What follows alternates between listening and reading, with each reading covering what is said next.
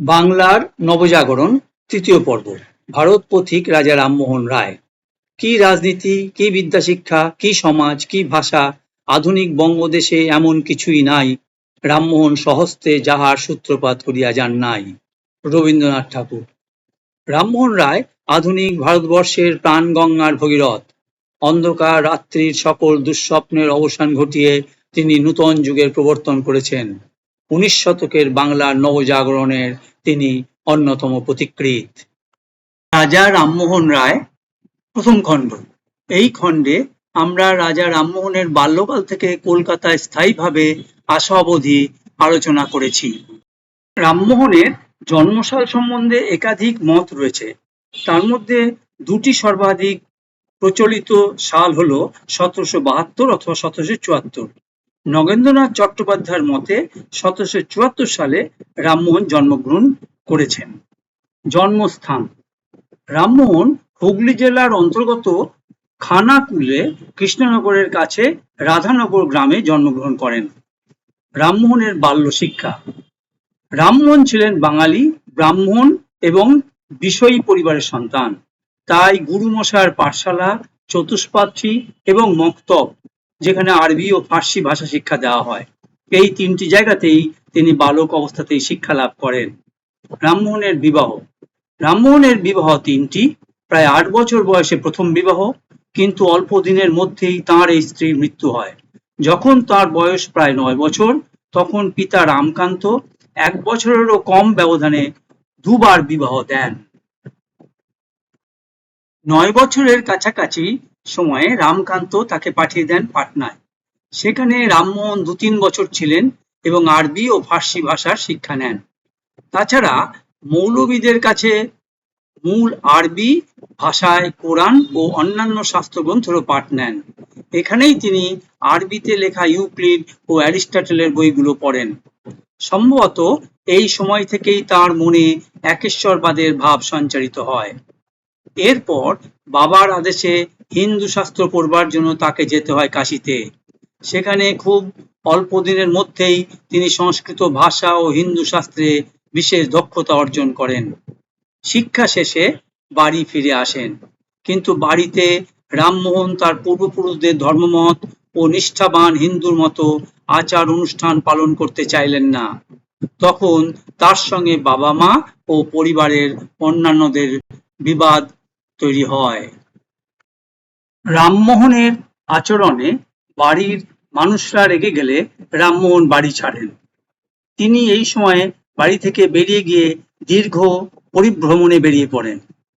এটা বোঝা যায় এর পরেই তার রচিত তুহফাত উল মুওয়াহ্হিদিন গ্রন্থের 1803 অথবা 1804 সালে প্রকাশিত রচনাতে। এখানেই তিনি জানিয়েছেন, আমি পৃথিবীর বহু দূর দেশে গিয়েছি, কখনো সমতল ভূমিতে, কখনো বা পার্বত্য প্রদেশে নানা স্থানে ঘুরে বেরিয়েছি। 1794 সালে তিনি বাড়ি ফিরে আসেন। বাড়িতে ফিরে বাবার বিষয় সম্পত্তি দেখাশোনা করতে লাগলেন। এই সময়ে রামমোহন খুব গভীরভাবে সংস্কৃত শাস্ত্র চর্চায় নিজেকে ব্যস্ত রাখেন। তখনও বাবার সঙ্গে তাঁর তর্ক বিতর্ক হতো। এর কিছুদিন পরেই 1796 সালে রামকান্ত ছেলেদেরকে তাঁর সম্পত্তি ভাগ করে দেন। রামমোহন তার নিজের অংশ বুঝে নিয়েছিলেন। এরপর থেকে রামমোহন স্বাধীনভাবে নিজেকে তৈরি করতে চাইলেন। জমি জায়গা তদারক ছাড়াও টাকা ধার দেওয়া, কোম্পানির কাগজ কেনা ইত্যাদিও আরম্ভ করেন। কলকাতায় পৈতৃক সূত্রে পাওয়া জোড়াসাঁকোর বাড়িটা তখন কাজে লাগলো। তিনি তখন প্রায়ই কলকাতায় যাতায়াত করতেন। ইংরেজ কোম্পানির দয়ায় কলকাতা তখন নতুন ভাবে সেজে উঠছে। 1774 সালে কলকাতায় সুপ্রিম কোর্ট প্রতিষ্ঠিত হওয়ায় কিছুদিন হলো কলকাতায় ইংরেজি চর্চা আরম্ভ হয়েছে। ইতিমধ্যে 1800 সালে কলকাতায় ফোর্ট উইলিয়াম কলেজের প্রতিষ্ঠা হয়। যেসব ইংরেজ সিভিলিয়ানরা এদেশে শাসন করার জন্য আসতেন, তাদেরকে এদেশের ভাষা ও ইতিহাস শেখার জন্য এই কলেজে পড়তে হতো। কলকাতায় রামমোহন ঘনিষ্ঠ হয়ে উঠলেন ফোর্ট উইলিয়াম কলেজের সঙ্গে। এখানে আসা অনেক সিভিলিয়ানদের সঙ্গে তার পরিচয় হয়। তাদের কেউ কেউ রামমোহনের কাছে টাকাও ধার নিতেন। এদের মধ্যে উডফোর্ড সাহেব একজন। তাছাড়া এখানেই তাঁর সঙ্গে পরিচয় হয় সিভিলিয়ান জন ডিগবির সঙ্গে 1801 সালে। 1803 সালের কাছাকাছি রামমোহন তার পূর্ব পরিচিত উডফোর্ড সাহেবের কাছে কিছুদিনের জন্য প্রথমে ঢাকাতে ও পরে মুর্শিদাবাদে মুন্সির কাজ করেন। এই সময় রামমোহন মুর্শিদাবাদ থেকে তার প্রথম গ্রন্থ তোফাত উল মুওয়াহিদ্দিন 1803 অথবা 1804 সালে প্রকাশ করেন। কিন্তু উডফোর্ড সাহেবের শরীর খারাপ পাওয়াতে তিনি দেশে ফিরে গেলে রামমোহন সাময়িকভাবে সেই কাজ হারান। রামমোহন ও জন ডিগবি। নতুন চাকরি পাওয়ার জন্য রামমোহন জন ডিগবির কাছে হাজির হন। ইনিও তার পূর্ব পরিচিত। ডিগবি তখন রামগড়ের রেজিস্ট্রার 1805 সালের মে মাস থেকে ছিলেন। ওই বছরের আগস্টের পর রামমোহন তার কাছে আসেন ও ডিগবির মুন্সি হিসেবে কাজে যোগ দেন। রামমোহন এভাবে ডিগবির সঙ্গে সঙ্গে রামগড়, যশোর, ভাগলপুর ও রংপুরে ঘোরেন। রংপুর একদম চাকরির শেষের দিকে। 1814 সালের জুলাই মাসে ডিগবি তার চাকরি ছেড়ে ইংল্যান্ড রওনা হন। রামমোহনও চাকরি ছেড়ে রংপুর ত্যাগ করেন ও কলকাতায় স্থায়ীভাবে বাস করার সিদ্ধান্ত নেন। রামমোহন ডিগবির কাছে এমন যত্ন ও উৎসাহ নিয়ে কাজ করতেন যে সাহেব তাঁর কাজের প্রতি খুব সন্তুষ্ট ছিলেন। রামমোহনের বিদ্যা বুদ্ধি, কর্মদক্ষতা ও কর্তব্যনিষ্ঠার প্রতি ডিগবি সাহেব যত পরিচয় পেতে লাগলেন ততই তাঁর প্রতি সাহেবের আগ্রহ বাড়তে থাকল। রামমোহন ও ডিগবি সাহেবের ভদ্রতা ও অন্যান্য গুণের পরিচয় যত পেতে লাগলেন ততই তার প্রতি আকৃষ্ট হতে থাকলেন। ক্রমে পরস্পরের মধ্যে প্রগাঢ় বন্ধুত্ব তৈরি হয় এবং তা মৃত্যু পর্যন্ত স্থায়ী হয়েছিল। তাঁরা উভয়ই ইংরেজি ও দেশীয় সাহিত্যের চর্চা করতেন এবং এইসব বিষয়ে পরস্পরকে সাহায্য করতেন। রামমোহন 1814 সাল থেকে কলকাতায় পাকাপাকিভাবে বাস করলেও তাকে কিছুদিনের জন্য আবার কলকাতা ছাড়তে হয়েছিল। সে কথায় যাওয়ার আগে রামমোহনের রংপুরে চাকরি করার সময় তাঁর নিজের চাকরি ছাড়াও আরো কয়েকটি কর্মকাণ্ডের কথা বলা প্রয়োজন। রংপুরে রামমোহন 1809 সালের শেষ দিক থেকে 1814 সালের মধ্যবর্তী সময় পর্যন্ত ডিগবির সঙ্গে ছিলেন। রামমোহনের সঙ্গে আলোচনায় ডিগবি বুঝতে পারেন যে রামমোহন একজন ব্রাহ্মণ হয়েও সংস্কৃত শাস্ত্র জ্ঞানেই তার পাণ্ডিত্য শুধু সীমাবদ্ধ নয়, ইসলাম শাস্ত্রগ্রন্থেও তিনি অসাধারণ পণ্ডিত। ডিগবি মনিব হলেও রামমোহনের বন্ধু হয়ে তাকে ইংরেজি চর্চার জন্য তাঁর সাহায্যের হাত বাড়িয়ে দেন। রামমোহন ইংরেজিতে যে অসাধারণ ব্যুৎপত্তি লাভ করেছিলেন তা সম্ভব হয়েছিল তাঁরই সংস্পর্শে এসে। ডিগবির কাছে ভালোভাবে ইংরেজি শিক্ষা গ্রহণ করে ইংরাজি পত্রপত্রিকা ও গ্রন্থ থেকে পাশ্চাত্য জ্ঞান বিজ্ঞান ও রাজনীতির জ্ঞান নেওয়ার ফলে তাঁর সামনের জীবনে উন্মুক্ত হয়েছিল বিশাল বড় কর্মক্ষেত্র। এই কাছাকাছি সময় রামমোহন ইংরেজিতে একটি গ্রন্থ লেখেন। গ্রন্থটি হল translation of an abridgement of the Vedanta and a translation of the Kena Upanishad. এই গ্রন্থটি ডিগবি সাহেব স্বয়ং ইংল্যান্ড থেকে ছেপে বের করেন। এই গ্রন্থের ভূমিকায় ডিগবি রামমোহনের ইংরেজি ভাষা শিক্ষা সম্পর্কে আলোকপাত করেছেন। ডিগবি লিখেছেন, আমি যখন রামমোহনের সঙ্গে প্রথম পরিচিত হয়েছিলাম তখন তিনি ইংরেজি ভাষায় কোনো প্রকারে কথাবার্তা বলতে পারতেন না, শুদ্ধভাবে লিখতে পারতেন না। দেওয়ান নিযুক্ত হওয়ার পর বিশেষ মনোযোগ ও অধ্যবসায়ের সঙ্গে সরকারি চিঠিপত্রাদি পাঠ করে ইংরেজদের সঙ্গে আলাপ আলোচনা করে এত সুন্দর সেই ভাষা শিখেছিলেন যে শুদ্ধরূপে লিখতে ও ভালোভাবে বলতে পারতেন। তিনি সর্বদা ইংরেজি খবরের কাগজ পড়তেন ও ইউরোপীয় রাজনীতির সমস্ত খবর রাখতেন। রামমোহন রংপুরে শুধু যে চাকরি করেই দিন কাটাতেন সেটা যে নয় তা আগের উদাহরণ থেকেই স্পষ্ট। তিনি তাঁর রংপুরের বাসায় আলোচনা সভাও বসাতেন। সেখানে বিভিন্ন সম্প্রদায়ের লোক এসে উপস্থিত হতেন। জৈন সম্প্রদায়ের লোকেরা সেই সভায় আসতেন বলে তিনি জৈন জ্ঞান পাওয়ার জন্য কল্পসূত্রও পাঠ করতেন। এই আলোচনা সভাগুলিতে রামমোহন পৌত্তলিকতার বিরুদ্ধে তাঁর মতামত দিতেন এবং আলোচনা করতেন বেদান্তের সার কথা একেশ্বরবাদ।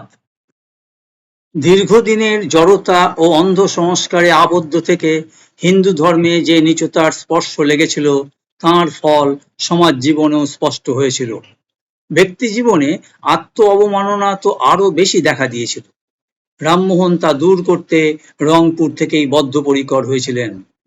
বস্তুত তার সংস্কার জীবনের সূত্রপাত এখান থেকেই শুরু হয়েছিল। রংপুরে তিনি ছোট ছোট ঘরোয়া সভাও করতেন। রামমোহন এই সভাগুলিতে শুধু যে ধর্মালোচনা করতেন তাই নয়, আলোচনার জন্য ফার্সি ভাষায় তিনি ছোট ছোট পুস্তিকাও রচনা করেন এবং বেদান্তের কিছু অংশ অনুবাদ করেন। রংপুরে রামমোহনের এই আলোচনার প্রচার ও প্রসার যতই হতে লাগলো, সমাজের মধ্য থেকে প্রতিরোধের শক্তি ততই দানা বেঁধে উঠল। অবশেষে ওখানে শীঘ্রই তাঁর এক প্রতিদ্বন্দ্বী উঠে আসেন। তার নাম গৌরীকান্ত ভট্টাচার্য। উনি রামমোহনের বিরুদ্ধে একটি পুস্তিকা রচনা করেন। এটি বাংলা ভাষায় ছিল এবং নাম জ্ঞানাঞ্জন। এই পুস্তিকা থেকেই জানা যায় যে সেখানে রামমোহনের কর্মপ্রচেষ্টা শুধু ধর্মালোচনার মধ্যেই সীমাবদ্ধ ছিল না। আলোচনার প্রয়োজনে তিনি ফার্সি ভাষায় ছোট ছোট পুস্তিকা রচনা করেন, যা আমরা আগেই বলেছি। পরবর্তীকালে বেদান্তের যে অনুবাদ নিয়ে কলকাতায় তার আত্মপ্রকাশ, তারও শুরু হয় এখানে। 1814 সালে কলকাতায় ফিরে আসার পর প্রায় 1815 সালের মধ্যামধ্যি সময়, অর্থাৎ 1 বছর পরে, রামমোহন ইংরেজ সরকারের দূত হিসাবে জনৈক কৃষ্ণকান্তের সহকারী হিসাবে ভুটানে যান। সম্ভবত ওই বছর শেষ হওয়ার আগেই তিনি কলকাতায় ফিরে আসেন। রংপুরে থাকলেও রামমোহনের বিষয়কর্ম সমানভাবেই চলছিল তাঁর বিশ্বস্ত কর্মচারীদের মাধ্যমে। তিনি এই সময়ে কয়েকটি তালুকও ক্রয় করেন। রংপুর থেকে কলকাতায় এসে তিনি আর কোনো চাকরির চেষ্টা করেননি। সেই সময় তাঁর আর অর্থের প্রয়োজনও ছিল না। রামমোহন ইতিমধ্যে যথেষ্ট অর্থ উপার্জন করেছেন। তিনি কলকাতায় এসে মানিকতলায় লোয়ার সার্কুলার রোডের উপরে একটি বাড়ি কেনেন। সেই বাড়িকে ইংরেজদের মতো সাজিয়ে সেখানে বাস করতে লাগলেন। জোড়াসাঁকোর বাড়িটি কাজের উপযোগী না হওয়ায় সেটিকে তিনি বেচে দেন। প্রচুর ধন সম্পত্তির মালিক হওয়ায় খুব অল্প দিনের মধ্যেই তিনি কলকাতার ধনী সমাজে সহজেই সুপ্রতিষ্ঠিত হন। রংপুরে থাকতেই তিনি ভেবে রেখেছেন যে বিষয় আশয় থেকে অবসর নিয়ে স্বদেশের উন্নতির জন্য জীবনযাপন করবেন। এতদিনে তাঁর সেই আশা পূর্ণ হতে চলেছে। তুহফাত-উল-মুওয়াহেদ্দিন রামমোহনের প্রথম গ্রন্থ হিসাবে পরিচিত। আয়তনে ছোট, 15-16 পাতার এই গ্রন্থের ভূমিকা রামমোহন আরবি ভাষায় লেখেন, কিন্তু মূল অংশটি তিনি রচনা করেছেন ফার্সি ভাষায়। ফার্সি তখনও রাজভাষা ছিল। রামমোহনের বয়স যখন 30-এর কোঠায়, তখন তিনি এটি রচনা করেন। উপরোক্ত তোফাত গ্রন্থের শেষে রামমোহন জানিয়েছেন, আমার আরেকটি রচনা মানাজারুতুল আদিয়ান বা নানা ধর্ম সম্বন্ধে আলোচনা নামে গ্রন্থে এ বিষয়ে বিস্তারিত আলোচনা করেছি। তাই মনে হয় তোফাতের আগে তিনি আরো একটি বই লিখেছিলেন, কিন্তু মানাজারুতুল গ্রন্থটির খোঁজ আজও পাওয়া যায়নি। ঋষি রাজনারায়ণ বসু এই অমূল্য তোফাত গ্রন্থটিকে শিক্ষিত সমাজে পরিচিত করবার জন্য তাঁর বন্ধু ঢাকার মৌলভী ওবেদুল্লাহকে অনুরোধ করেন বইটিকে ইংরেজি ভাষায় অনুবাদ করার জন্য। 1884 সালে মৌলভী সাহেব Tuhfat ul Muwahhidin or a gift of test নামে ইংরেজিতে অনুবাদ করে প্রকাশ করেন। ইংরেজি অনুবাদে বইটির নাম মৌলভী সাহেব নিজেই দিয়েছিলেন। তিনি বইটি সম্বন্ধে বলেছিলেন, full of Arabic logical and philosophical terms, এবং তিনি পরিষ্কারভাবে বইটিতে নিগূঢ় প্রাচ্য রীতি অথবা অ্যাবস্ট্রুজ ওরিয়েন্টাল স্টাইল ব্যাপকভাবে খুঁজে পেয়েছেন। 1949 সালে গ্রন্থটি ডক্টর কালিদাস নাগের ভূমিকা সমেত যতীন্দ্রনাথ দাশের অনুবাদে সাধারণ ব্রাহ্ম সমাজ কর্তৃক প্রকাশিত হয়। তুহফাত-উল-মুওয়াহেদ্দিন, যার বাংলা অর্থ হল একেশ্বরবাদীদের প্রতি উপহার। রামমোহন এই বইটি উৎসর্গ করেন মহামহিম ঈশ্বরের নামে। এই গ্রন্থটি একেশ্বরবাদের জয়গানে মুখর। তোফাত গ্রন্থে একেশ্বরবাদের সঙ্গে আরো বহু বিষয়ের আলোচনা আছে। শাস্ত্র ঈশ্বরের আদেশ নয়, মানুষেরই রচনা। ধর্ম সম্প্রদায়ের নেতারা মানুষের স্বচ্ছ দৃষ্টিকে আবিল করে দেয়। মানুষের মঙ্গল চিন্তাই ঈশ্বর উপাসনার প্রকৃষ্ট পথ।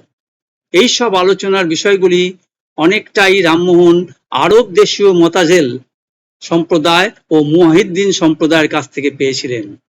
এরা যুক্তিবাদী সম্প্রদায়ের মানুষ ছিলেন। এদের মতবাদ রামমোহনকে আকর্ষণ করেছিল। আমরা রামমোহনের প্রথম পর্বটি শেষ করব আবার তাঁর সম্বন্ধে রবীন্দ্রনাথের একটি উক্তি দিয়ে। আজ যদি তাকে আমরা ভালো করে স্বীকার করতে না পারি, সে আমাদেরই দুর্বলতা।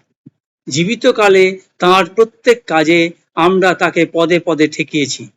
আজও যদি আমরা তাকে খর্ব করবার জন্য উদ্যত হয়ে আনন্দ পাই, সেও আমাদের বাঙালি চিত্তবৃত্তির আত্মঘাতী বৈশিষ্ট্যের পরিচয় দেয়। প্রথম পর্ব সমাপ্ত।